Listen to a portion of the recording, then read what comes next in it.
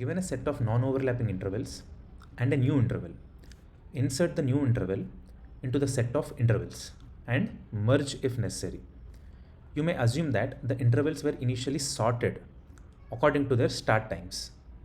Make sure the return intervals are also sorted. So ఇక్కడ మనం గమనించాల్సింది 2 పాయింట్స్.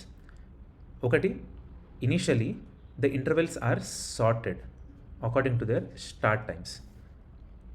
రెండోది, we have to insert the new interval, if not merge if necessary.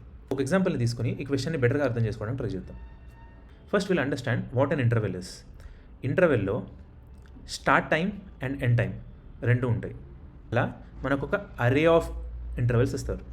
ఇది వచ్చేసి first interval and ఇది వచ్చేసి second interval. First ఇంటర్వెల్లో start time is 1 and end time is 3. Second ఇంటర్వెల్లో start time is 6 and end time is 9. And we also have a new interval.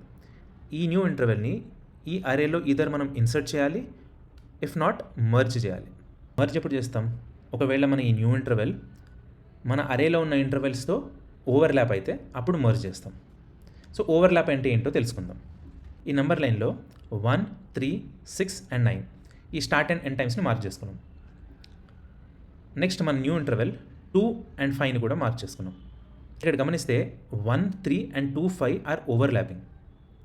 So ఈ 2, 5ని మనం మన అరేలో మర్జ్ చేయొచ్చు. ఎలా మర్జ్ చేయొచ్చు? We can start with 1 and end with 5. 1 to 5లో 1, 3 and 2, 5 రెండు cover అయిపోతాయి. So the final answer is 1, 5 and 6, 9. మనం ఈ క్వశ్చన్ జాగ్రత్తగా గమనిస్తే రెండు ఇంటర్వెల్స్ ఓవర్లాప్ అవుతున్నాయా లేదా కనుక్కుంటే సరిపోతుంది. ఒకవేళ ఓవర్లాప్ అయితే మర్జ్ చేస్తాం, ఒకవేళ ఓవర్లాప్ అవ్వకపోతే ఇన్సర్ట్ చేస్తాం. జస్ట్ కన్సిడర్ దాట్ మన దగ్గర 2 ఇంటర్వెల్స్ ఉన్నాయి. అరే ఆఫ్ ఇంటర్వెల్స్ గురించి కాసేపు మర్చిపోదాం. L1 R1 is 1 interval and L2 R2 is another interval. ఈ 2 ఇంటర్వెల్స్ ఓవర్లాప్ అవుతున్నాయా లేదా అనేది ఎలా కనుక్కుంటాం? ఫస్ట్ ఈ 2 కేసెస్ని తీసుకుందాం. L1 R1 తర్వాత L2 అండ్ దెన్ R2, లేదా first L2 R2 and then L1 R1. So ఈ 2 కండిషన్స్లో మాత్రమే ఈ 2 ఇంటర్వెల్స్ ఓవర్లాప్ అవ్వట్లేదు. R1 is less than L2, R2 is less than L1. ఈ 2 కేసెస్లో మాత్రమే ఈ ఇంటర్వెల్స్ ఓవర్లాప్ అవ్వట్లేదు. మనకు కావాల్సిన కండిషన్ ఏంటి? Overlapping conditions.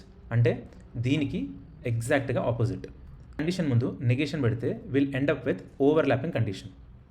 ఇప్పుడు 2 ఇంటర్వెల్స్ ఓవర్లాప్ అవ్వాలి అంటే అవి సాటిస్ఫై చేయాల్సిన కండిషన్ మనకు తెలుసు.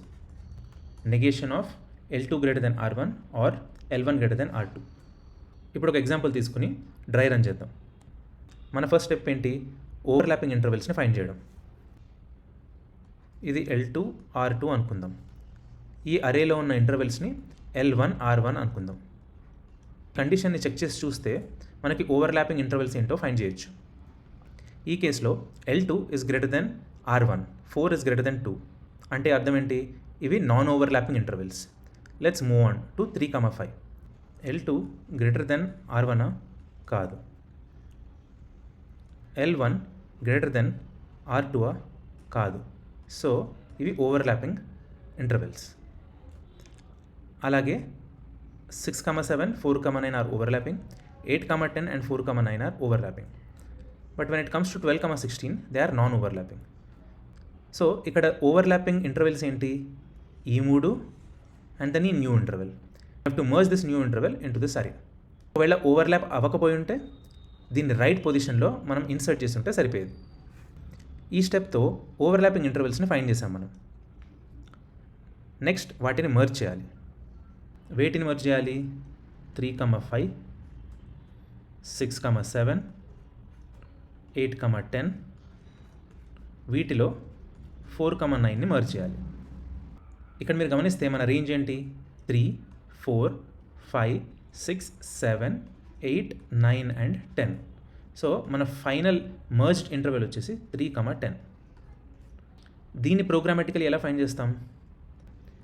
న్యూ ఇంటర్వెల్లో ఉన్న స్టార్ట్ టైం అండ్ ఓవర్లాపింగ్ ఇంటర్వెల్స్లో ఉన్న ఫస్ట్ స్టార్ట్ టైం, ఈ రెండిట్లో మినిమం ఏంటో చూస్తాం, విచ్ ఇస్ 3. న్యూ ఇంటర్వెల్లో ఉన్న ఎండ్ టైం అండ్ ఓవర్లాపింగ్ ఇంటర్వెల్స్లో ఉన్న లాస్ట్ ఎండ్ టైంలో మ్యాక్సిమం ఏంటో చూస్తాం, which is 10. This is our merged interval. మన ఫైనల్ అరే వచ్చేసి 1, 2, 3, 10 which is merged, and then finally 12, 16. ఇప్పుడు దీని time complexity and space complexity ఏంటో చూద్దాం. మనం ఓవర్లాపింగ్ ఇంటర్వెల్స్ని ఫైండ్ చేసేటప్పుడు మన అరేని మొత్తం ఒకసారి ట్రావెల్స్ చేసాం, which is of length n, and that's why our time complexity is big of n. అండ్ ఇక్కడ ఎక్స్ట్రా స్పేస్ ఏం తీసుకోలేదు కాబట్టి our space complexity is big of 1.